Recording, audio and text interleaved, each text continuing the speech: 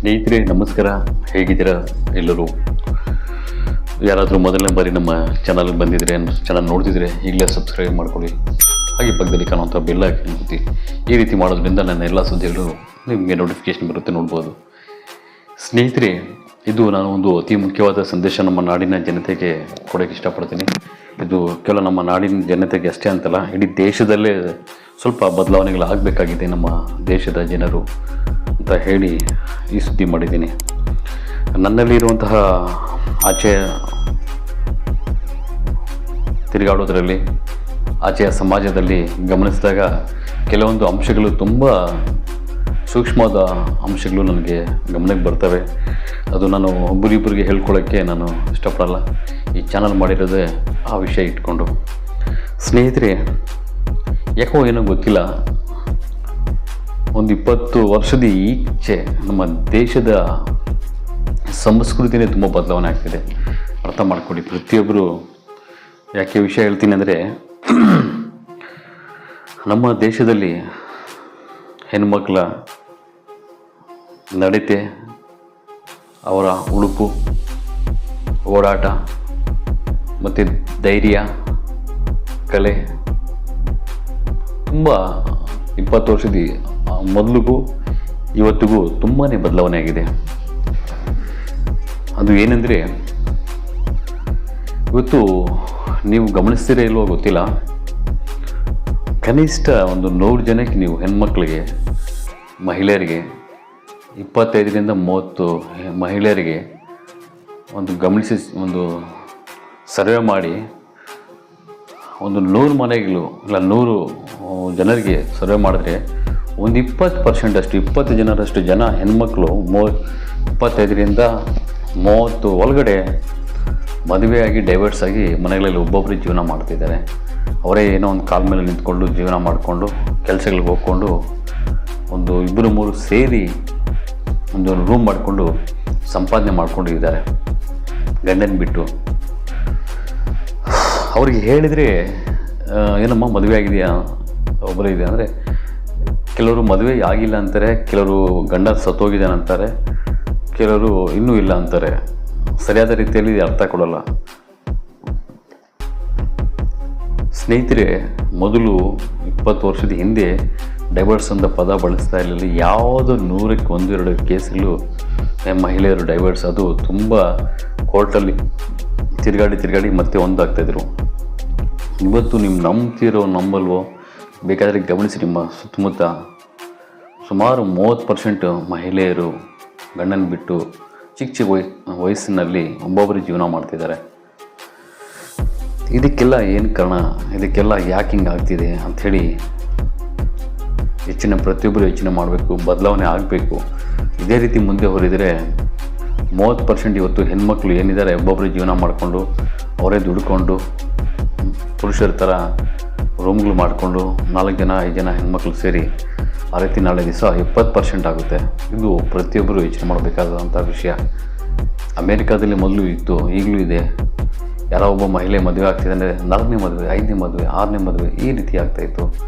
ನಮ್ಮ ದೇಶದಲ್ಲಿ ಲೈಫಲ್ಲಿ ಒಂದೇ ಒಂದು ಮದುವೆ ಆಗ್ತಾರೆ, ಮತ್ತು 2ನೇದು ಮದುವೆಗೆ ಅವಕಾಶ ಇರಲ್ಲ. ನಮ್ಮ ಹಿಂದೂ ಸಂಪ್ರದಾಯದ ಪ್ರಕಾರ ಆ ರೀತಿ ಇತ್ತು ನಮ್ಮ ದೇಶದಲ್ಲಿ. ಸಂಸ್ಕೃತಿಯ ಪ್ರಕಾರ ಕೆಲವೊಂದು ಜಾತಿಗಳಲ್ಲಿ ಡೈವರ್ಸ್ ಆದರೆ ಆಗ್ತಾರೆ 2-3ನೇ ಮದುವೆ. ಆದರೆ ಹಿಂದೂ ಸಂಪ್ರದಾಯದಲ್ಲಿಲ್ಲ, ನಮ್ಮ ದೇಶದ ಸಂಸ್ಕೃತಿನಲ್ಲೇ ಇಲ್ಲ. ಆದರೆ ಇವತ್ತಿನ ದಿನಗಳಲ್ಲಿ ಗಮನಿಸಿ, ನಾನು ಹೇಳೋ ವಿಷಯದಲ್ಲಿ ಮದುವೆ ಮಾಡ್ಕೊಂಡು ಡೈವರ್ಸ್ ಆಗ್ತಿದ್ದಾರೆ. ಅವರೇನು ಮುಂದೆ ಮದುವೆ ಆಗಲ್ವಾ? ಹಾಗೆ ಇರ್ತಾರಾ? ಹಾಗೆ ಜೀವನ ಮಾಡ್ತಾರಾ? ಹಾಗೆ ಇರಬೇಕಾದ್ರೆ ಹೇಗಿಡ್ತಾರೆ, ಹೇಗೆ ದುಡಿತಾರೆ? ಒಬ್ಬ ಮಹಿಳೆ ಒಬ್ಬರೇ ಇದ್ದಾರೆ ಅಂದರೆ ನೋಡೋ ದೃಷ್ಟಿನೇ ಬೇರೆದಿರುತ್ತೆ. ಒಬ್ಬರೇ ಗಂಡನ ಬಿಟ್ಟು ಡೈವರ್ಸ್ ಮಾಡ್ಕೊಂಡಿದ್ದಾರೆ ಅಂದರೆ ಅವರು ಹೇಗೆ, ಸಮಾಜ ಹೇಗೆ ನೋಡುತ್ತೆ, ಅವ್ರ ಹಿಂದೆ ಎಷ್ಟು ಜನ ಬೀಳ್ತಾರೆ, ಅಷ್ಟೆಲ್ಲ ಆಕೆ ಹೇಗಿರುತ್ತೆ ವೈಜ್ಞಾನಿಕವಾಗಿ ಕೂಡ ಯೋಚನೆ ಮಾಡಿ, ಮಾನಸಿಕವಾಗಿ ಹೇಗಿರುತ್ತೆ, ಅವರ ದೈಹಿಕವಾಗಿ ಕೂಡ ಯೋಚನೆ ಮಾಡಬೇಕು. ಹೀಗೆ ಇರೋಕ್ಕೆ ಸಾಧ್ಯನೇ ಇಲ್ಲ. ಅಂಥ ಸಂದರ್ಭಗಳಲ್ಲಿ ಇವತ್ತು ಹೆಣ್ಮಕ್ಳು ಏನಾಗ್ತಾಯಿದೆ, ಕೆಲವು ಡೈವರ್ಸ್ ಮಾಡಿಕೊಂಡು ಮಹಾಲಕ್ಷ್ಮಿ ಥರ ಚೆನ್ನಾಗಿದ್ದಾರೆ. ಆದರೆ ಡೈವರ್ಸ್ ಆದಮೇಲೆ ಕೆಲವು ಹೆಣ್ಮಕ್ಳು ಕೆಲವರು ಮಹಿಳೆಯರು ತುಂಬ ದಾರಿ ತಪ್ಪುವ ಕೆಲಸಗಳನ್ನು ಮಾಡ್ತಿದ್ದಾರೆ. ಅದರಿಂದ ಸಮಾಜದಲ್ಲಿ ಒಂದು ಕಪ್ಪು ಚುಕ್ಕೆ ತರುವಂತಹ ಕೆಲಸಗಳು ತುಂಬ ನಡೀತಿದೆ. ಆ ಒಂದರಿಂದ ಒಂದು ಇವತ್ತು 1%ಇಂದ 2-3 ಸುಮಾರು 30% ಜನ ಆಗ್ತಾರೆ. ಯಾರೋ ಒಬ್ಬರು ಒಂದು ಊರಲ್ಲಿ, ಒಂದು ಏರಿಯಾದಲ್ಲಿ ಒಬ್ಬ ಮಹಿಳೆ ಡೈವರ್ಸ್ ಕೊಟ್ಬಿಟ್ಟು ಯಾರ್ಯಾರೋ ಸಂಪರ್ಕದಲ್ಲಿ ಜೀವನ ಮಾಡಿಕೊಂಡು ಇಷ್ಟ ಬಂದಂಗೆ ಅವ್ರ ಜೊತೆಯಲ್ಲಿ ಓಡಾಡ್ತಾರೆ. ಅಂದರೆ ಯಾರು ಹೇಳೋರು ಕೇಳೋರು ಇಲ್ಲ. ಅಂದರೆ ಅದನ್ನು ನೋಡ್ಕೊಂಡು ಇನ್ನೊಬ್ಬ ನಾನು ಯಾಕೆ ಮಾಡಬಾರ್ದು, ಅವ್ನು ನೋಡು ಎಷ್ಟು ಚೆನ್ನಾಗಿ ಒಳ್ಳೆ ಬಟ್ಟೆ ಹಾಕ್ತಾಳೆ, ಒಳ್ಳೆ ಬಂಗಾರ ಹಾಕ್ಕೊಳ್ತಾಳೆ, ಐಷಾರಾಮಾಗಿ ಒಬ್ಬಳೇ ಈಗ ಜೀವನ ಮಾಡ್ತಿದ್ದೆ, ನಾನು ಯಾಕೆ ಮಾಡಬಾರ್ದು ಅಂತೇಳಿ ಒಬ್ಬರು ನೋಡ್ಕೊಂಡು ಒಬ್ಬರು ಇವತ್ತು ಸಮಾಜದಲ್ಲಿ ಈಗ ನಡೀತಿದೆ. ಅದನ್ನು ಗಮನಿಸ್ತಾ ಇರೋದ್ರೆ ಹೆಣ್ಮಕ್ಳು, ಇವಾಗ ಓದ್ತಿರ್ತಾರೋ PUC ಡಿಗ್ರಿ ಮಾಡೋದ್ರ ಹೆಣ್ಮಕ್ಳು, ಅವರು ನೋಡ್ತಾರೆ, ನೋಡಿ ಆ ಆಂಟಿ ನೋಡಿ ಹೇಗೆ ಮದುವೆ ಆಗಿ ಗಂಡನ ಬಿಟ್ಟರು, ಧೈರ್ಯವಾಗಿ ಅವ್ರ ಕಾಲ ಮೇಲೆ ಅವ್ರು ನಿಂತ್ಕೊಂಡಿಲ್ವಾ, ಅವ್ರ ಕಾಲ ಮೇಲೆ ಅವರು ಅಂತ ಹೇಳ್ತಾರೆ ಪದ. ಅವ್ರ ಕಾಲ ಮೇಲೆ ಅವರು ಅಂದರೆ ಹೇಗಿರಬೇಕು ಅಂದರೆ ದೇವ್ರು ಇಷ್ಟಪಡೋ ರೀತಿಯಲ್ಲಿ ಇರಬೇಕು. ದೇವರು ಅದನ್ನು ಅರಿವು ಆಗಿಬಿಟ್ಟು ಒಂದು ಒಳ್ಳೆ ಪ್ರಾಣ ಹೋದರೂ ತಪ್ಪುದಾರಿ ಹಿಡಿಬಾರ್ದು. ಅದು ಅವ್ರ ಕಾಲ ಮೇಲೆ ಅಂದರೆ ಹಾಗೆ. ಅದನ್ನು ಬಿಟ್ಟು ಕೆಲವರು ಹೆಣ್ಮಕ್ಳು ನಡ್ಕೊಂಡಿರೋ ರೀತಿ ಇವತ್ತು ಬೇರೆ ಹೆಣ್ಮಕ್ಳು ಇವ್ರು ನೋಡಿ ಎಲ್ಲಿ ಕೆಟ್ಟು ಹೋಗ್ತಾರೆ ಅಂತ ತುಂಬ ನೋವಾಗುತ್ತೆ, ತುಂಬ ಬೇಸರ ಆಗುತ್ತೆ. ಕೆಲವರು ಆ ರೀತಿಯ ದಾರಿ ಹಿಡಿದಿರುವಂಥ ಹೆಣ್ಮಕ್ಳು, ಮಹಿಳೆಯರು ಇವತ್ತು ಚೆನ್ನಾಗಿ ನಾನು ಓದಿ ಅಪ್ಪ ಅಮ್ಮನಿಗೆ ಒಂದು ಹೆಸರು ತರಬೇಕಂತ ಹುಡುಗಿಯರು ಕೂಡ ಇವತ್ತು ಕೆಡಿಸ್ತಾ ಇದ್ದಾರೆ ಅಂಥವರು. ಸಮಾಜದಲ್ಲಿ ಇಂಥ ಕಡೆ ಗಮನ ಹಾಕಿದರೆ ಪ್ರತಿಯೊಬ್ಬರು ಭಯ ಆಗುತ್ತೆ. ಯಾಕೆ ಹಿಂಗೆ ಹೇಳ್ತೀನಿ ಅಂದರೆ, ಇವತ್ತು ನೀವು ಹುಡುಗಿಯರಿಗೆ ನೀವೇನು ಮಾಡ್ತಿದ್ದೀರಾ, ವಿದ್ಯಾಭ್ಯಾಸಕ್ಕಾಗಿ ನಿಮ್ಮ ಊರು ಬಿಟ್ಟು ಬೇರೆ ನಗರಗಳಲ್ಲಿ ಕಳಿಸ್ತಾ ಇದ್ದೀರಾ, ಅರ್ಥ ಮಾಡ್ಕೊಳ್ಳಿ. ಮೊನ್ನೆಯಷ್ಟೇ ನಾನು ಒಂದು 15 ದಿನ ಈ ವಿಡಿಯೋದಲ್ಲಿ ನಾನು ಒಂದು ವಿಡಿಯೋ ಮಾಡಿದ್ದೀನಿ. ತುಮಕೂರಲ್ಲಿ 340 ಆಸ್ಪಾಸು ಹೆಣ್ಮಕ್ಳು ಗರ್ಭಿಣಿಯರಾಗಿದ್ದಾರೆ. ಕೇವಲ 20 ವರ್ಷದ ಒಳಗಡೆ ಅವರು ಸರ್ವೆ ಮಾಡಿದಾಗ ಮಹಿಳಾ ಮತ್ತು ಮಕ್ಕಳ ಕಲ್ಯಾಣಕ್ಕೆಯಿಂದ ವರದಿ ಬಂದಿರೋದು. ತುಮಕೂರಲ್ಲಿ 300 ಚಿಲ್ಲರೆ ಹುಡುಗಿಯರು, ಅದು ಏನು 21 ವರ್ಷ ಒಳಗಡೆ ಇರೋರು. ಅದು ಸರ್ವೆ ಯಾವ ರೀತಿ ಆಗಿದೆ ಅಂದರೆ, ಕೇವಲ ಕೇಸುಗಳ ಮುಖಾಂತರವಾಗಿ 340 ಹುಡುಗಿಯರು ಪ್ರೆಗ್ನೆನ್ಸ್ ಆಗಿರ್ತಾರೆ. ಆ ಪ್ರೆಗ್ನೆನ್ಸಿಗಳು ಹೇಗೆಂದರೆ ಅಕ್ಕಪಕ್ಕದವರ ಸಂಪರ್ಕದಲ್ಲಿ, ಮತ್ತು ಶಾಲಾ ಕಾಲೇಜು ಆವರಣಗಳಲ್ಲಿ ಸಂಪರ್ಕಗಳಲ್ಲಿ, ಕೆಲವರು ಶಿಕ್ಷಕರ ಸಂಪರ್ಕದಲ್ಲಿ ಈ ರೀತಿ ಗರ್ಭಿಣಿಗಳಾಗ್ತಾ ಆಗಿರೋದು ಒಂದು ಸರ್ವೆ ಮುಖಾಂತರವಾಗಿ ನಡೆದಿರೋದು ನನ್ನ ಚಾನಲಲ್ಲಿ ನೋಡ್ಬೋದು ನೀವು. ತುಮಕೂರ್ದು ಒಂದು ಸುದ್ದಿ. ಆ ರೀತಿ ಏನಕ್ಕೆ ಆಗ್ತಿದ್ದಾರೆ ಅಂದರೆ, ಇವತ್ತು ಯಾರೆಲ್ಲ ಒಬ್ಬ ಮಹಿಳೆ ಗಂಡನಿಗೆ ಬಿಟ್ಟು ಡೈವರ್ಸ್ ಮಾಡಿಕೊಂಡು ತಪ್ಪುದಾರಿ ಹಿಡಿದು ಯಾರು ಇವತ್ತು ಗಂಡನ ಬಿಟ್ಬಿಟ್ರೆ ಅಪ್ಪ ಅಮ್ಮ ಏನಂತಾರೆ, ನಾನು ನೋಡಮ್ಮ ಕಷ್ಟಪಟ್ಟು ನಾನು ಮದುವೆ ಮಾಡಿಸ್ಕೊಟ್ಟಿದ್ದೀನಿ, ನೀನು ಅವ್ನು ಬಿಟ್ಟಿದ್ದೀನಿ, ನನ್ನ ಮನೆಯಲ್ಲಿ ಹೆಜ್ಜೆ ಇಡ್ಬಿಡ, ನಿನ್ನ ಕರ್ಮ ನೀನು ಮಾಡ್ಕೊಂತ ಕಳಿಸ್ಬಿಡ್ತಾರೆ. ಆಕೆ ಹೋಗ್ಬಿಟ್ಟು ದೂರ ರೂಮ್ ಮಾಡ್ಕೊತಾರೆ. ಅಲ್ಲಿ ಹೇಳೋರು ಕೇಳೋರು ಇರಲ್ಲ. ಹೇಗೆ ಹೋದರೆ ಹೋಗಿ ಗಾಳಿಪಟ ಯಾವ ಕಡೆ ಹೋಗುತ್ತೋ ಆ ಕಡೆ ವಿಶಾಲವಾದ ಆಕಾಶ ಇರುತ್ತಲ್ವ, ಆ ರೀತಿ ಆಗಿಬಿಟ್ರೆ ಆ ಒಂದು ಹೆಂಗಸು ಇಡೀ ಸಮಾಜನ ಕೆಡಿಸುತ್ತೆ. ಅರ್ಥ ಮಾಡ್ಕೊಳ್ಳಿ. ಆ ಒಬ್ಬ ಹೆಂಗಸಿಗೆ ನೀವು ಗಾಳಿಪಟ ಬಿಟ್ಟರೆ ಅಂಥವ್ರು ಸಾಯಿಸ್ಬಿಡೋದು ಬೆಸ್ಟ್ ಹೇಳ್ತೀನಿ ನೋಡಿ, ಅರ್ಥ ಮಾಡ್ಕೊಳ್ಳಿ. ಇವತ್ತು ಸಮಾಜಕ್ಕೆ ಕಪ್ಪು ಚುಕ್ಕೆ ತರುವಂತಹ ಯಾರೇ ಆಗಲಿ, ಮಹಿಳೆಯರಾಗಲಿ ಪುರುಷರಾಗಲಿ, ಅಂಥವ್ರಿಗೆ ನಿನ್ನಿಷ್ಟ ಮನೆಗೆ ಆಚೆ ಕಳಿಸೋದಲ್ಲ, ಇಡೀ ನಿಮ್ಮ ಸಮುದಾಯಕ್ಕೆ ಅಷ್ಟೇ ಅಲ್ಲ, ಇಡೀ ವಂಶಕ್ಕೆ ಕೆಟ್ಟ ಹೆಸರು ತರುತ್ತೆ. ಒಳಗಡೆ ನಡೀತಿರುತ್ತೆ. ಅವರು ಅಂದ್ಕೊಂಡಿರ್ತಾರೆ ಆ ಮಹಿಳೆ ನನಗೆ ಯಾರು ಏನು ನೋಡ್ತಿಲ್ಲ, ನಾನು ಎಷ್ಟು ಜನ ಸಂಪರ್ಕದಲ್ಲಿದ್ದರು, ನಾನು ಏನು ಮಾಡ್ತಿದ್ರು ಏನು ನೋಡ್ತಿಲ್ಲ, ಏನು ಮಾಡ್ತಿಲ್ಲ ಅಂದ್ಕೊಂಡಿರ್ತಾರೆ. ಬಟ್ 100 ಜನ ಹೆಜ್ಜೆಗೂ ಅವ್ರ ಜೊತೆ ಏನಾದರೂ ಕೆಟ್ಟ ಚಟ ಮಾಡ್ಕೊಂಡು ಬಂದಿರೋ ಒಬ್ಬ ವ್ಯಕ್ತಿ ಅವ್ನು ಸುಮ್ಮನೆ ಇರಲ್ಲ. 100 ಜನ ಕೇಳ್ಕೊತಾನೆ. ಅವ್ರ ಹೆಸರು ಒಳಗಡೆನೇ ಕೆಟ್ಟೋಗಿಟ್ಟಿರುತ್ತೆ. ಆದರೆ ಅವ್ರಿಗೆ ಗೊತ್ತಾಗಲ್ಲ ನಾನು ಕೆಟ್ಟೋಗಿದ್ದೀನಿ ಸಮಾಜದಲ್ಲಿ ಅಂತ. ಏನು ಗೊತ್ತಿಲ್ಲದಂಗೆ ಆಚೆಗೆ ಯಾರು ಹೇಳಲ್ಲ. ಹೆಂಗಾದರೂ ಸಾಯ್ಲಿ ಬಿಡು, ಹೆಂಗಾದರೂ ಮಾಡಲಿ ಬಿಡು ಅಂತ ಅನ್ಕೊತಾರೆ. ಆದರೆ ನೇರವಾಗಿ ಯಾರು ಹೇಳಲ್ಲ ಇವತ್ತು.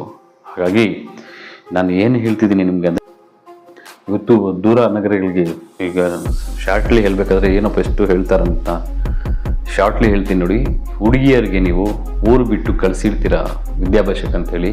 ಇವತ್ತು ಎಷ್ಟೋ ಕಡೆ ಪಾರ್ಕ್ಗಳಲ್ಲಿ ಬೆಟ್ಟಗುಡ್ಡ ಪ್ರದೇಶಗಳಲ್ಲಿ ಅಂತ ಹೇಳಿ ಮೊನ್ನೆ ಅಷ್ಟೇ ಕೆಲವೊಂದು ಚಾನಲಲ್ಲಿ ಚಿಕ್ಕಬಳ್ಳಾಪುರ ಸರೌಂಡಿಂಗ್ಗಳಲ್ಲಿ ಅದ್ಯಾವುದೋ ಡ್ಯಾಮ್ ಕಡೆ ಜನ ತಿರುಗಾಡೋ ಕಡೆಗೆ ಹುಡುಗ ಹುಡುಗಿಯರು ರೊಮ್ಯಾನ್ಸ್ ಮಾಡಿಕೊಂಡು ಓಡಾಡಿಕೊಂಡು ಒಂದು ಹುಡುಗಿ ಇವತ್ತು ಹುಡುಗ ಇಲ್ಲದೆ ಇರೋ ಪರಿಸ್ಥಿತಿ ತಂದು ಇಟ್ಕೊಂಡಿದ್ದಾರೆ. ನೀವು ಅರ್ಥ ಮಾಡ್ಕೊಳ್ಳಿ.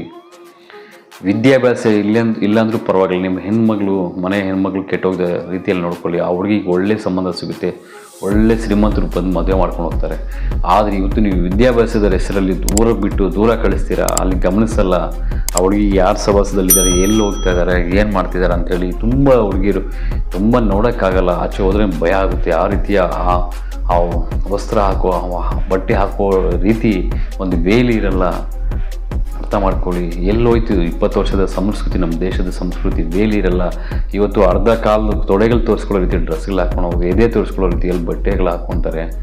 ಆ ಥರ ಓಡಾಡಿದ್ರೆ ಹುಡುಗರು ಹಿಂದೆ ಬೀಳದೆ ಏನು ಮಾಡದೆ ಏನು ತಮಾಷೆ ಮಾಡ್ತಾಯಿದ್ದೀರಾ, ಏನು ಮಾಡಬೇಕಂತ ನೀವು ಹೆಣ್ಮಕ್ಳಿಗೆ ಈ ರೀತಿ ಮಾಡ್ತಾಯಿದ್ದೀರ ಅಂತ ತುಂಬ ಬೇಸರ ಆಗ್ತಾಯಿದೆ ನಾನು ಈ ಸುದ್ದಿಯಲ್ಲಿ. ಒಳ್ಳೇದು ಮಾಡೋಕ್ಕಾಗಿಲ್ಲ ಅಂದರೂ ಪರವಾಗಿಲ್ಲ, ಕೆಟ್ಟದ್ದು ಮಾಡೋಕ್ಕೆ ಬಿಡಬಾರ್ದು ಸಮಾಜದಲ್ಲಿ. ಒಂದು ಹುಡುಗಿ ಕೆಟ್ಟೋದ್ರೆ ಹೇಳ್ತೀನಿ ನೋಡಿ, ಒಂದು ಮಹಿಳೆ ಕೆಟ್ಟೋಗಿರೋ ಮಹಿಳೆ ಇವತ್ತು ಎಷ್ಟೋ ಹುಡುಗಿಯರಿಗೆ ಅವ್ರು ಏನೋ ಒಂದು ಗುರಿ ಇಟ್ಕೊಂಡ್ರೆ ಹುಡುಗಿಯರು ಕೂಡ ಕೆಡಿಸ್ತಾ ಇದ್ದಾರೆ. ಅರ್ಥ ಮಾಡ್ಕೊಳ್ಳಿ. ಸಂಪರ್ಕದಲ್ಲಿ ಆಂಟಿ ಮಾಡ್ತಿದ್ದಾರಲ್ವ, ನಾನೇ ಯಾಕೆ ಮಾಡಬಾರ್ದು, ಹೋದ್ರೂ ಆಗಲಿ ಬಿಡಿ ಅಂಥೇಳಿ ಮದುವೆ ಮಾಡಿಕೊಂಡು ಮದುವೆನೇ ಬೇಡ ಯಾರೊಬ್ಬರ ಜೊತೆ ಸಂಪರ್ಕ ಇಡ್ತಾರಲ್ಲ, ಮದುವೆ 18 ವರ್ಷ ರೀ, PUCಗೆ ಸಂಪರ್ಕ, ಹುಡುಗರ ಜೊತೆ ಸವಾಸ ಸಂಪರ್ಕ ಓಡಾಟ ಎಲ್ಲ ಕೆಲಸಗಳು 18ಗೆ 19ಗೆ ಮುಗಿಸ್ಕೊಂಡು ಪ್ರೆಗ್ನೆನ್ಸಿಗಳೆಲ್ಲ ಆಗ್ತಾರೆ. ಇನ್ನೊಬ್ಬರು ಅವ್ನು ಬಿಡ್ತಾನೆ, ಏನೋ ಚಿಕ್ಕ ವಿಷಯಕ್ಕೆ ದೂರ ಆಗ್ತಾರೆ, ಇನ್ನೊಬ್ಬನು ತೆಗ್ಲಾಕೊಂತಾನೆ, ಅವನು ಬಿಡ್ತಾನೆ, ಇನ್ನೊಬ್ಬನು. ಮತ್ತು ಮದುವೆ ಹೆಂಗ್ರಿ ಮಾಡ್ಕೊತಲ್ಲ ಅವಳು, ಮಾಡಿದ್ರು ಕಷ್ಟಪಟ್ಟು ಮಾಡಿದ್ರು ಅವಳು ಅವನೊಬ್ಬನ ಜೊತೆ ಇರಲ್ಲ ಅವನು ಆ ಹುಡುಗಿ. ಅರ್ಥ ಮಾಡಲಿ, ತುಂಬ ಸೂಕ್ಷ್ಮವಾಗಿ ಯೋಚನೆ ಮಾಡಬೇಕಾದಂಥ ವಿಷಯಗಳಿವು. ಇವತ್ತು ಸುಮಾರು ಹುಡುಗಿಯರು ಎಜುಕೇಷನ್ ಮೇಲೆ ಹೋಗಿ ಕೆಲವರು ದೇವತೆಗಳ ಥರ ಇದ್ದಾರೆ ಹುಡುಗಿರು. ಇವತ್ತು ಸುಮಾರು ಕೆಲವರು ಕಡಿಮೆ ಸಿಗೋದು, ಅದು 20% 30% ಸಿಗುತ್ತೆ ಅಷ್ಟೇ ಒಳ್ಳೆ ಹುಡುಗಿಯರು. ಅಪ್ಪ ಅಮ್ಮನಿಗೆ ಹೆಸರು ಕೆಡಿಸ್ಬಾರ್ದು, ನಾನು ಓದಬೇಕಂತ. ಆದರೆ 70% ಹೊತ್ತು ಹುಡುಗಿಯರು ಕೆಟ್ಟು ಹೋಗಿದ್ದಾರೆ. ಅರ್ಥ ಮಾಡ್ಕೊಳ್ಳಿ. ಅದಕ್ಕೆ ಮುಖ್ಯ ಕಾರಣನೇ ನೀವು ಹಾಸ್ಟೆಲ್ಗಳಿಗೆ ಅಂತ ಹೇಳಿ ಹಾಸ್ಟೆಲ್ ಕಳಿಸ್ತೀರಾ. ಅಲ್ಲಿ ಯಾರೋ ಮಕ್ಕಳು ಎಲ್ಲಮ್ಮ ಜಾತ್ರೆ, ಯಾರ್ದೋ ದುಡ್ಡು ಎಲ್ಲಮ್ಮ ಜಾತ್ರೆ ರೀತಿಯಲ್ಲಿ ಫ್ರೀ ಇರ್ತಾರೆ. ಕಾಲೇಜ್ ಟೈಮಲ್ಲಿ ಹೋಗ್ತಾರೆ, ಫೋನ್ಗಳು ಇರ್ತವೆ. ಕಾಲೇಜ್ ಟೈಮಲ್ಲಿ ಏನೇನು ಮಾಡ್ತಾಯಿದ್ದಾರೆ ಗೊತ್ತಾ? ಇವತ್ತು ನಿರ್ಭಯದಿಂದ ಅದು ಚಿಕ್ಕಬಳ್ಳಾಪುರದಲ್ಲಿ ಒಂದು ಯೂನಿಸಲ್ಲಿ ಒಂದು ವಿಡಿಯೋನ ಮಾಡಿ ಹಾಕಿದ್ದಾರೆ. ಅದು ಯಾವುದೋ ಬೆಟ್ಟಲ್ ಕಡೆ ಹುಡುಗಿಯರು ಪಬ್ಲಿಕ್ ಓಡಾಡೋ ಜಾಗಲಿ ರೊಮ್ಯಾನ್ಸ್ ಮಾಡ್ಕೊಳ್ಳೋದು, ಆ ನಂದಿ ಹಿಲ್ಸ್ ಕಡೆ ರೊಮ್ಯಾನ್ಸ್ ಥರ ಮಾಡ್ಕೊಳ್ಳೋದು, ಎಲ್ಲ ಮಾಡ್ತಾಯಿದ್ದಾರೆ. ಒಬ್ಬರು ಹುಡುಗಿ ಯಾರೋ ಒಬ್ಬರ ಜೊತೆ ಸವಾಸ ಮಾಡಿಕೊಂಡು ಆ ಹುಡುಗ ತುಂಬ ಖರ್ಚು ಮಾಡಿ ಒಳ್ಳೆ ಬಟ್ಟೆಗಳು ಒಳ್ಳೆ ಕಾಸ್ಟ್ಯೂಮ್ಸ್ ಕೊಡಿಸ್ತಾನೆ. ಆ ಹುಡುಗಿ ಹಾಕ್ಕೊಂಡು ನೋಡಿ ಯಾರು ಕೊಡಿಸ್ತಾರೆ, ಅಪ್ಪ ಅಮ್ಮ ಬಡತನದಿಂದ ಅಂತ ಆ ಹುಡುಗಿ ಹೇಳ್ಕೊಳ್ತಾನೆ, ನನ್ನ ಬಾಯ್ ಫ್ರೆಂಡ್ ಕೊಡಿಸಿದ್ದಾರೆ ಅಂತ. ನೋಡಿ ಅವ್ಳು ಬಾಯ್ ಫ್ರೆಂಡ್ಸ್ ಕೊಡಿಸ್ತಾರೆ, ನಾನು ಯಾಕೆ ಇನ್ನೊಬ್ಬ ಬಾಯ್ ಫ್ರೆಂಡ್ ಮಾಡ್ಕೊಬಾರ್ದು ಅಂತ ಆ ಹುಡುಗಿ ನೋಡಿ ಇನ್ನೊಂದು ಹುಡುಗಿ ಮಾಡ್ಕೊಳ್ಳೋದು. ಸ್ನ್ಯಾಕ್ಸ್ ತಿನ್ನೋಕ್ಕೆ ದುಡ್ಡು, ಜಾಬ್ ಖರ್ಚಿಗೆ ದುಡ್ಡು. ನಗರಕ್ಕೆ ಬಂದಿರ್ತಾರೆ, ಅಪ್ಪ ಅಮ್ಮ ಜಾಸ್ತಿ ಕೊಡೋಲ್ಲ, ಕೊಟ್ಟರು ಆ ಹುಡುಗಿ ನೋಡಿ ಬಾಯ್ ಫ್ರೆಂಡ್ ಜೊತೆ ಎಷ್ಟು ಚೆನ್ನಾಗಿ ರೊಮ್ಯಾನ್ಸಾಗಿ ಬೈಕೆಲ್ಲ ಓಡಾಡ್ತಾನೆ, ನಾನು ಯಾಕೆ ಓಡಾಡಬಾರ್ದು ಅಂತೇಳಿ ಒಬ್ಬರು ನೋಡಿದ್ರೆ ಒಬ್ಬರು ಚೆನ್ನಾಗಿ ಕ್ಲಾಸ್ ಕೊಟ್ಟರೆ ಇನ್ನೊಬ್ರಿಗೆ ಆಗಲ್ಲ. ನೋಡಿ ಸ್ನೇಹಿತರೇ, ನಾನು ಹೇಳೋದು ಯಾರೆಲ್ಲ ಹೆಣ್ಮಕ್ಳು ಹೊಂದಿರುವಂತಹ ಪೋಷಕರಿಗೆ ಇದು ಒಂದು ಸೂಕ್ಷ್ಮವಾದ ಸಂದೇಶ. ಇದು ಗಮನಿಸಿ. ನೀವು ಕಾಲೇಜ್ಗಳಲ್ಲಿ ಲೆಕ್ಚರರ್ಸ್ ಹೇಳಿ ಈ ರೀತಿ ನಡೀಬಾರ್ದು, ನಮ್ಮ ಮಗಳು ಯಾರ ಜೊತೆ ಆದರೂ ಇದ್ದರೆ ನೀವೇ ಹೊಣೆ ಅಂತ. ಹಾಸ್ಟೆಲಲ್ಲಿ ಇರೋರಿಗೆ ಹಾಸ್ಟೆಲ್ ವಾರ್ಡನ್ಗೆ ಹೇಳಬೇಕು, ನಮ್ಮ ಮಗಳು ಏನಾದರೂ ಕೆಟ್ಟೋದ್ರೆ ನಿಮಗೆ ಹೊಣೆ ಅಂತ ಹೇಳಿ ಬೈದಲ್ಲಿ ಇಟ್ಕೊಳ್ಳೋಕ್ಕೆ ಅವ್ರಿಗೆ ಹೇಳಿ. ಒಂದು ಫೀಲ್ಡ್ ಅಬ್ಸೆಂಟ್ ಆಗಬಾರ್ದು. ಕಾಲೇಜ್ ಬಿಟ್ಟ ತಕ್ಷಣ 3/4 ಗಂಟೆಯಲ್ಲಿ ಹಾಸ್ಟೆಲಲ್ಲಿ ಇರಬೇಕು. ಈ ರೀತಿ ಗೌರ್ಮೆಂಟ್ ಸಂಬಳ ಕೊಡ್ತಾ ಇರುತ್ತೆ ಹಾಸ್ಟೆಲಲ್ಲಿರೋ ವಾರ್ಡನ್ಗಳಿಗೆ. ಅವ್ರಿಗೂ ಸ್ವಲ್ಪ ಗಮನ ಮನೆಗಳಲ್ಲಿ ಹಾಕೊಳ್ಳಿ, ಗಮನ ಹಾಕಿಸ್ಬೇಕು. ಇಲ್ಲಾಂದರೆ ಎಜುಕೇಷನ್ ಬೇರೆ ರೀ, ಮನೇಲಿ ಇಟ್ಕೊಳ್ಬೇಕಾರೆ ದೂರ ನಿಮ್ಮೂರಲ್ಲಿ ಎಷ್ಟಿದೆ ಅಷ್ಟು ಓದಿಸಿ. ಇವತ್ತು ಎಜುಕೇಷನ್ ವಿದ್ಯಾಭ್ಯಾಸದ ಹೆಸರಲ್ಲಿ ಆಚೆ ಹೆಣ್ಮಕ್ಳು ಹೋಗಿ ತುಂಬ ಕೆಟ್ಟೋಗ್ತಿದ್ದಾರೆ. ಕೆಟ್ಟೋದ್ಮೇಲೆ ಮತ್ತೆ ಒಬ್ಬರು ನೀವು ಕಷ್ಟಪಟ್ಟು ಮದುವೆ ಮಾಡಿದ್ರೆ ಆ ಹುಡುಗನ ಜೊತೆ ಸಂಸಾರ ಮಾಡಲ್ಲ, ಡೈವರ್ಸ್ ಅಂತ ಬಂದುಬಿಡ್ತಾರೆ. ಮತ್ತು ಆ ಹುಡುಗಿ ಏನೋ ನಮ್ಮ ಆಂಟಿ ಮಾಡ್ತಿಲ್ವಾ, ಆ ಮಹಿಳೆ ಮಾಡ್ತಿಲ್ವಾ, ನನ್ನ ಕಾಲ ಮೇಲೆ ನಾನು ನಿಂತ್ಕೊತೀನಿ ಅಂತ ಹೇಳಿ ಒಬ್ಬಳೇ ಸಿಂಗಲ್ ಆಗ್ತಾಳೆ. ಆ ಸಿಂಗಲ್ ಆಗೋದ್ರಿಂದ ಆ ಹುಡುಗಿಗೆ ಹಿಂದೆ ಬಿದ್ದು 1 2 3 ಎಷ್ಟು ಸಮಾಜ ಕೆಟ್ಟು ಹೋಗ್ತಿದೆ ಹೇಳಿ ಅರ್ಥ ಮಾಡ್ಕೊಳ್ಳಿ. ಒಬ್ಬ ಮಹಿಳೆ ಆ ರೀತಿ ಮಾಡೋದ್ರಿಂದ ಆ ಮಹಿಳೆಗೆ ನೋಡ್ಕೊಂಡು ಇನ್ನೊಬ್ಬರು ಈ ರೀತಿ ನಡೀತಿದೆ. ದಯಮಾಡಿ ಸ್ವಲ್ಪ ಗಮನಿಸಿ ಅಂತ ಹೇಳ್ತೀನಿ. ಈ ರೀತಿ ಹಾಗೆ ನಮ್ಮ ದೇಶದ ಸಂಸ್ಕೃತಿ ಕೆಡಿಸ್ಕೊಳ್ಳೋದು ಒಳ್ಳೆಯದಲ್ಲ ಸ್ನೇಹಿತರೆ. ಹಾಗಾಗಿ ಸ್ವಲ್ಪ ಎಚ್ಚರ ವಹಿಸಿ. ವಿದ್ಯಾಭ್ಯಾಸದ ಕಡೆಯಲ್ಲ, ವಿದ್ಯಾಭ್ಯಾಸದ ಜೊತೆಲಿ ಇವರು ಏನೇನು ಚಟಗಳಲ್ಲಿದ್ದಾರೆ, ಯಾರ ಸಂಪರ್ಕದಲ್ಲಿದ್ದಾರೆ, ಎಷ್ಟು ಚೆನ್ನಾಗಿ ಓದೋ ವಿದ್ಯಾರ್ಥಿ ಹುಡುಗಿಯರು ಇವತ್ತು ಕೆಟ್ಟ ಸವಾಸಗಳಿರೋರು, ಚೆನ್ನಾಗಿ ಕುಡಿಯುತ್ತಾ ಏನೋ ₹1 ಸಂಪಾದನೆ ಮಾಡಲ್ಲ ಅಂಥ ಹುಡುಗರ ಜೊತೆಯಲ್ಲಿ ಇವತ್ತು ಸವಾಸಗಳು ಮಾಡಿಕೊಂಡು ಎಲ್ಲೆಲ್ಲೋ ಓಡಾಡ್ತಾ ಇರ್ತಾರೆ. ಅದನ್ನು ನೋಡೋಕ್ಕೆ ಕಣ್ಣುಗಳು ತುಂಬ ನೋವು ಕೊಡುತ್ತದೆ. ಹಾಗಾಗಿ ದಯಮಾಡಿ ಇದರ ಕಡೆ ಗಮನಿಸಿ ಅಂತ ಹೇಳ್ತಾ ಈ ಸುದ್ದಿಯನ್ನು ನಿಮ್ಮ ಯಾರೆಲ್ಲ ಹೆಣ್ಮಕ್ಳು ಹೊಂದಿದ್ದಾರೆ ಪೋಷಕರು ಅವ್ರಿಗೆಲ್ಲ ಶೇರ್ ಮಾಡಿ, ಹಾಗೆ ಇದನ್ನು ಲೈಕ್ ಮಾಡಿ. ಈ ಅನಿಸಿಕೆಯನ್ನು ನಿಮ್ಮ ಕಮೆಂಟ್ ಬಾಕ್ಸಲ್ಲಿ ತಿಳಿಸಿ. ಇಂಥ ಚಟಗಳು ಎಲ್ಲಿಯಾದರೂ ನಡೀತಿದೆ ಅಂದರೆ ಸ್ವಲ್ಪ ಕಮೆಂಟ್ ಬಾಕ್ಸಲ್ಲಿ ಮೆನ್ಷನ್ ಮಾಡಿ. ನಾನು ಆ ಕಾಲೇಜು ಮತ್ತು ವಾರ್ಡನ್ಗಳಿಗೆ ನಾನು ಸ್ವಲ್ಪ ಹೋಗಿ ಒಂದು ಸಂದೇಶ ಕೊಡ್ತೀನಿ. ಕೆಲವೊಂದು ನನಗೆ ಗಮನಕ್ಕೆ ಬಂದಿರೋದು ಆ ಕಡೆ ಹಾಸ್ಟೆಲ್ಗಳಲ್ಲಿ ಹೋಗಿ ನಾನು ವಾರ್ನಿಂಗ್ ಕೊಟ್ಟಿದ್ದೀನಿ. ಹಾಗಾಗಿ ನಿಮ್ಮ ಗಮನಕ್ಕೆ ಯಾರಾದರೂ ಗೊತ್ತಿರೋರದೇ ಕಮೆಂಟ್ ಬಾಕ್ಸಲ್ಲಿ ತಿಳಿಸಿ ಅಂತ ಹೇಳ್ತಾ ನಮಸ್ಕಾರ, ಧನ್ಯವಾದಗಳು.